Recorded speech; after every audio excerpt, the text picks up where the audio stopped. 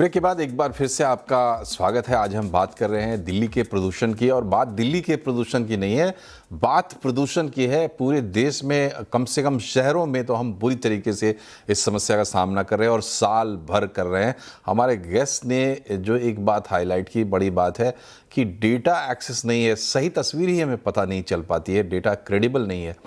दीपराम जी, ये बताइए कि जो समस्या हमारी है उसके सल्यूशन के लिए हम सरकार की तरफ देखते हैं, लेकिन हमें बिजनेस अपॉर्चुनिटीज़ भी बनानी पड़ती हैं। किसी भी चीज़ को अगर हम सॉल्व करना चाहते हैं, आज इस एनवायरनमेंट में पब्लिक प्राइवेट पार्टनरशिप की बात होती है, तो मेरा सवाल ये है कि भारत में ऐसे अप्रोच है क्या कि हम सस्टेनेबिलिटी को एक बिजनेस आइडिया मानते हो ऑल टुगेदर, खास करके अगर वो लॉन्ग टर्म रिजल्ट की बात हो, लॉन्ग टर्म का बिजनेस प्रोपोजिशन भी हो कि अगर आज मैं इन्वेस्ट कर रहा हूँ तो हो सकता है 20-30 साल के बाद रिटर्न मिलना शुरू करे। तो ऐसे इन्वेस्टमेंट की कोई राह इंडिया में बनती है क्या? क्या ये एक बिजनेस आइडिया है?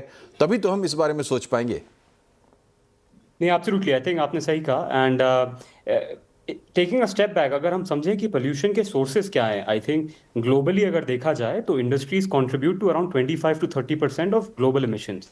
हाउएवर, इसको हम अगर इंडिया में उतारें तो more than 50% of our emissions और pollution is actually coming from our industries. उसका क्या रीज़न है? आई थिंक हमारी इंडस्ट्रीज अभी भी पुराने फ्यूल पे रिलायंट है, कोल पे रिलायंट है, फर्नेस ऑयल पे रिलायंट है, डीजल पे रिलायंट है। सबसे बड़ा उसका रीज़न है we are incentivising these older technologies.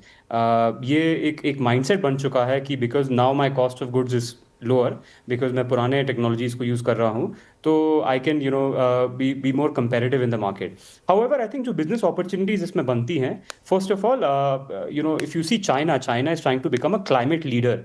एक क्लाइमेट लीडरशिप सेट कर रहा है China, and the way they are doing it by moving to newer technologies.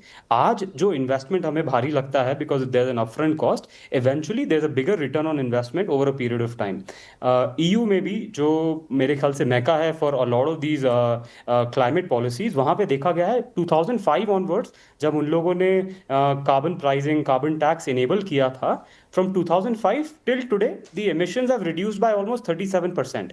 और अगर हम उसको इकोनॉमी में देखें तो 33% से इकोनॉमी बढ़ी भी है उनकी। So what it means, if I invest on cleaner technologies today as industry, though my upfront cost is higher, but eventually it pays back.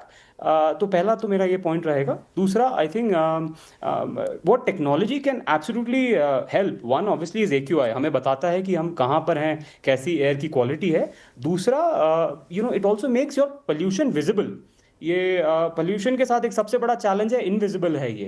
अगर आपके पास दो इंडस्ट्रीज हैं, यू नेवर नो कि इस इंडस्ट्री का कितना एमिशन हो रहा है versus the industry next to it, उसका एमिशन कितना हो रहा है, because pollution is invisible. So what technology can essentially do, उस पोल्यूशन को विजिबल बना देता है। जैसे ही वो पोल्यूशन विजिबल बनता है, you can incentivize it, you can penalize a lot of these industries. तो इसके अराउंड टेक्नोलॉजीज का I think intervention are coming, and devices are also coming, DMR भी आ रहा है।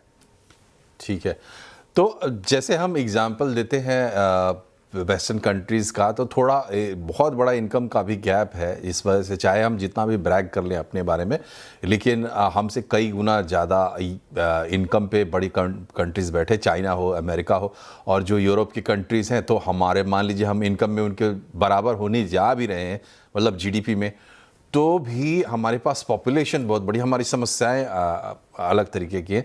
लेकिन अंकुर जी, ये बताइए, एज एंटरप्रेन्योर और सिटीजन, आपको लगता है कि दिल्ली को हम सेट करने जा रहे हैं एज एन एग्जाम्पल, जो पहले हमने किया है, CNG से ही किया था थोड़ा बहुत, कि जो देश का पूरा हर शहर सीख पाएगा कैसे, हाउ टू टैकल ये पब्लिक ट्रांसपोर्ट और पोल्यूशन वगैरह का प्रॉब्लम का, तो दिल्ली में क्या हम एग्जाम्पल सेट कर पाएंगे? हाँ, मेरा बिलीव है बिल्कुल कर पाएंगे। और आई थिंक फर्स्ट जो स्टेप है वो यही है कि ये प्रायोरिटी इशू बने, और ये ओवरनाइट नहीं हो रहा। आप जैसे लोग, पत्रकार जो हैं, वो इस चीज पे बात कर रहे हैं, और अभी 2-3 दिन पहले कुछ सिटीजन ग्रुप ने भी बोला कि मतलब जहां पे वो थोड़ा सा एजिटेशन हुआ कि नहीं, एयर क्वालिटी को सीरियसली लेना चाहिए। बट सबसे बड़ी बात जो है ये है कि दिल्ली का एग्जाम्पल दिल्ली के नागरिक या दिल्ली की सरकार अकेली नहीं बना सकती, क्योंकि टेक्निकली हमको समझना पड़ेगा कि जो दिल्ली का प्रदूषण है वो एक इंडो गैंगटिक प्लेन का इशू है। तो जब तक एक बॉडी नहीं क्रिएट होगी जो पूरा का पूरा आईजीपी को, जिसको हम इंडो गैंगटिक प्लेन बोलते हैं, जिसके अंदर 7 से 8 राज्य आते हैं, पूरा पंजाब से लेके वेस्ट बंगाल और असम तक, क्योंकि ऐसा कभी नहीं हो सकता कि दिल्ली का प्रदूषण खराब हो, मतलब ठीक हो जाए और हरियाणा और पंजाब कुछ ना करे या यूपी कुछ ना करे, राजस्थान कुछ ना करे, क्योंकि ये एक तरह से पूरा एरिया का जो एयर शेड है वो ऑलमोस्ट कॉमन रहता है। तो किसी ना किसी उस बॉडी का भी जो कोऑर्डिनेशन कर पाए अलग अलग सरकारों के बीच में, क्योंकि अभी हम जो प्लान बना रहे हैं एयर पोल्यूशन को हटाने के, वो तो हम बनाते हैं सेंट्रली, लेकिन उसकी जो एग्जीक्यूशन पावर है वो डिसेंट्रलाइज्ड लोकल। आप जो बात कहना चाह रहे हैं वो अगर आप उसको समझाने बैठेंगे तो बहुत लंबी बात होगी, लेकिन आपने सही जगह पर लाके छोड़ दिया पूरे इस डिबेट को। पहली बात तो ये है कि प्रदूषण का मुद्दा कोई राजनीतिक मुद्दा नहीं है। तो अगर कोई तख्तियां दिखा रहा है तो वो सरकार के खिलाफ है, इसलिए चूंकि आप सरकार को बहुत प्यार करते हैं तो आप उसके खिलाफ हो जाएंगे, या फिर कोई किसी के सपोर्ट में, ऐसा नहीं है। पोल्यूशन का प्रॉब्लम ऐसा है कि अगर आप आज नहीं सुलझाएंगे तो आने वाली पीढ़ियां आपको अकाउंटेबल ठहराएंगी इसके लिए कि कैसे हमारे पूर्वज थे। और दूसरी बात ये है कि ये आइसोलेटेड दिल्ली का प्रॉब्लम नहीं, दिल्ली में भी अगर एग्जाम्पल सेट करना है तो पूरे देश को इसके पीछे लगना होगा। और जो अंकुर जी ने बताया कि हमारी जो ज्योग्राफी है, हमारी जो पोजीशन है, उसके पहले हमने इकोनॉमी की बात की और बाकी जो हमारी प्रॉब्लम्स हैं सब की बात की, तो कुल मिलाकर पहला स्टेप यही है कि सभी लोग इसके बारे में सेंसिटाइज हों। जो पर्यावरण की बात करने वाले लोग हैं, चाहे वो विद्वान हो या किसान हो, वो कोई विकास के दुश्मन नहीं है, बल्कि वो विकास को एक मजबूत आधार देने की बात करते हैं। इसलिए हम सभी को मिलकर इसमें लगना होगा। आप तीनों का बहुत बहुत शुक्रिया हमसे जुड़ने के लिए और बड़े अच्छे विचार हमारे साथ साझा करने के लिए। प्रोग्राम में फ़िलहाल इतना ही। नमस्कार।